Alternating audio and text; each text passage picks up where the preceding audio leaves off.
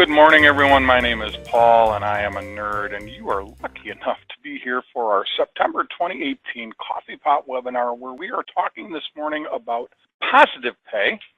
If you've been to these webinars before, you know that usually I have a guest from a company that offers a product that enhances the value of Practice Master or Tabs or World Docs, but today the company that is offering this product is us.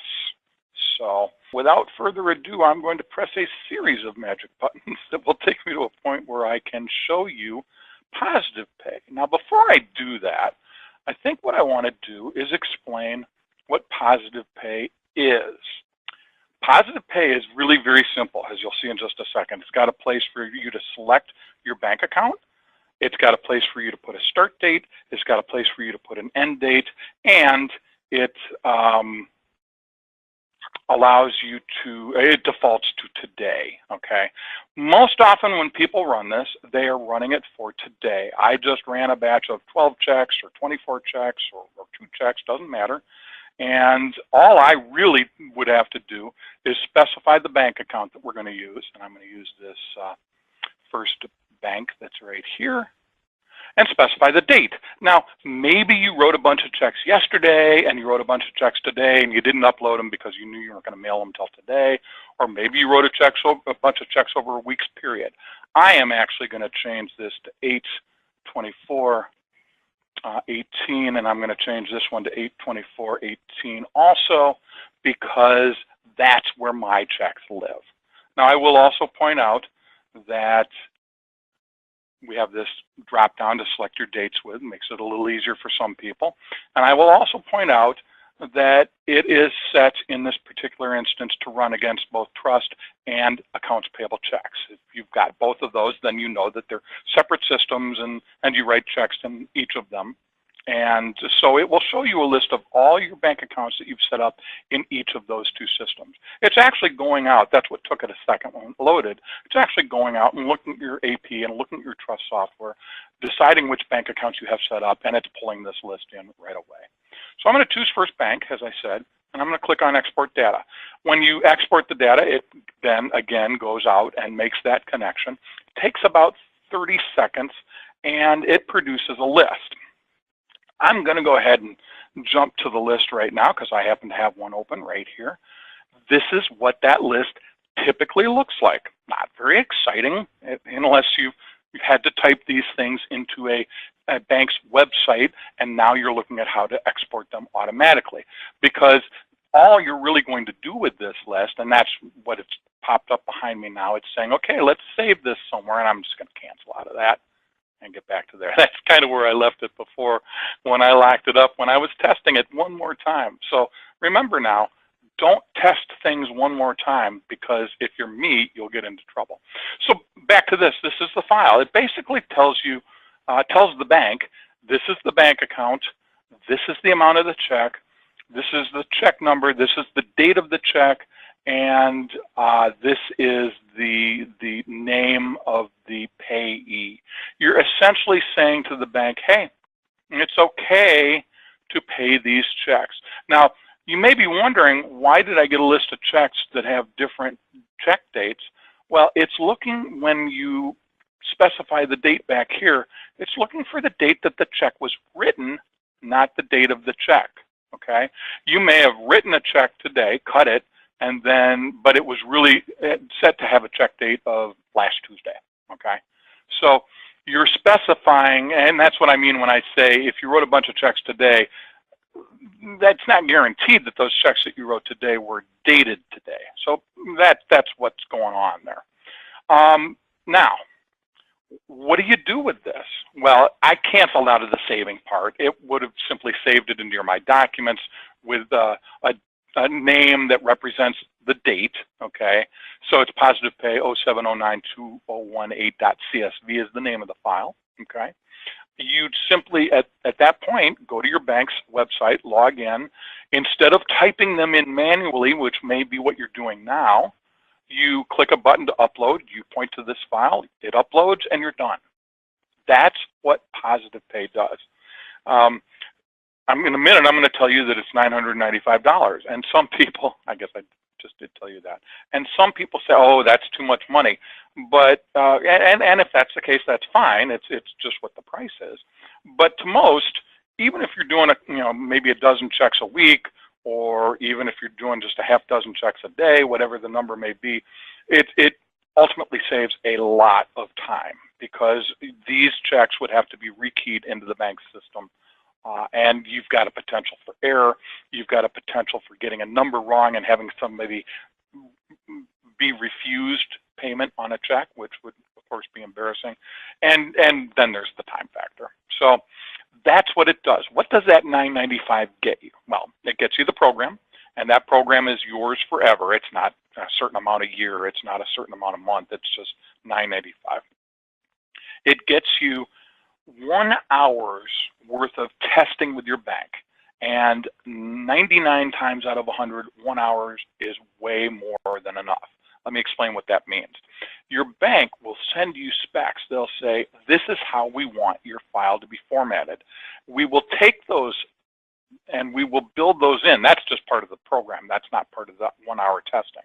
We will build your PositivePay exporter to meet your bank's specs. They might say it has to be ANSI encoded. Don't worry about what that means. That's what we worry about. They might say that they want the check number first, and then they want the account number, and then they want the amount. They'll tell you what order. They may tell you that they need something other than these 5 fields, but I don't think we've ever seen that. The bottom line is, different banks are going to have slightly different formats that they require this to be in. So we will produce your copy of PositivePay to match those specs. We will produce it to either look at trust only or AP only or both, depending on what you have. And then we will give you a file that you send to the bank. If the bank comes back and says, oh, well, we need this too. We didn't say it in our specs, but we need this too. Or the bank has a lot of trouble testing your file and they need to involve us, that's the only time it would ever take more than an hour. And I don't think in our years of selling this product's been out for a couple of years, I don't think we've ever had to charge a client more time because a bank had took more time to get it approved. Okay. The other thing that's included in that $995 is 1 hour's worth of installation. Now, how many machines can you install it on? I don't care. Your $995 entitles you to install it on as many machines as you need it on. How long does it take to install on a machine? The first one is usually 15, 20 minutes, maybe a little longer because we have to set up the ODBC configuration. Again, nerd talk that you don't need to worry about. And we have to set up the connection. We have to make sure we got that right.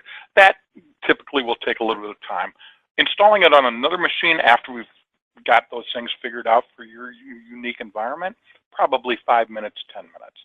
So typically you can get it installed on 4 or 5 machines with the hour's worth of install time that we need. And I've never, again, never in our history of selling this, do I think I've had a client that has wanted it installed on more than 2 or 3 machines. So again, $995 out the door without you having to pay for installation, without you having to pay for configuration and testing with the bank, unless it takes longer than that hour. And that's basically it.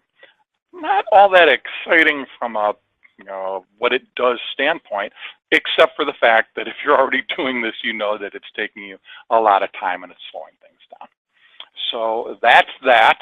I will go ahead and end this call now simply by showing you that if you want to get to our library of video content, you will find it at attorneycomputersystems.com. I emphasize that, the last S in the word systems, because without it you won't get to the right place. And if you click on the word videos, when you hover you'll get a list, but if you click you get into a slightly more detailed list of our 6 video titles. Of course, you know about the Coffee Pot webinars because you are here, but we also have 3 virtual user groups that typically meet on the last Monday of the month. One for Tabs3, one for Practice Master, and one for World Docs. These 4 events are live. So if you click on one of the items by clicking the More Info button, you will be taken to a page that describes what that title is about, but then shows you the registration information for the next one. This will get updated sometime today with next month's webinar information. That upcoming event information will have 2 links to register. They are identical. Some people just like to click on something that they can see the whole link. Others are a little more trusting and will click on something like that. And then as you scroll down, what you'll find is that we have recorded versions of everything we've ever done live. So our 3 virtual user group meetings and our Coffee Pot webinars, if you can't attend them, you can still see them. I will tell you now that if you see something, because we send out emails to announce these topics to the people that are on our email list, if you see something that interests you and you can't attend, register anyway, because our humble moderator, Patty, will send you an email the minute the recorded version is out, whether you attended or not. So simply by registering, you're on that list of people that's going to get the link to the recorded version. The other titles, real quickly before I go any further here, the other titles are pre-recorded. They're not live events. We have Mary Jo's eBites video series. These are short 3 or 4 minute videos where we take a topic that is very cool and can be explained very concisely and very quickly, and Mary Jo will talk about it. We record, or she records, 3 of these a month, 1 on Tabs, 1 on Practice Master, and 1 on World Docs. We also have our longer format Paul and Mary Jo show, which is kind of the same thing, but we only record 1 a month. We don't guarantee that we're going to have 1 on World Docs and 1 on Practice Master and 1 on Tabs, in that order. Sometimes we have more on Practice Master or more on Tabs, but they are longer. They last 10, 15, 20 minutes. So the main difference is, A, you get to see me sometimes, and B, you will be looking at topics that are a little bit more broad and take a little bit longer to explain. So those are our titles. If you go back to this page here, you'll notice we have a search. Whoops, didn't mean to click that. I think I've just started a video. You will notice that we have a search up at the top. So you can type anything in here. If you're looking for how to email statements and you just type the word email, you can either wait for the short list to pop up, or you can view all results by clicking there or by hitting enter, and you will see a list of all the different videos that have the word email in either the title or the description. So that's it. Everybody have a good rest of the day and a good rest of the month, and we will see you in October. Thanks much, everybody. Bye-bye.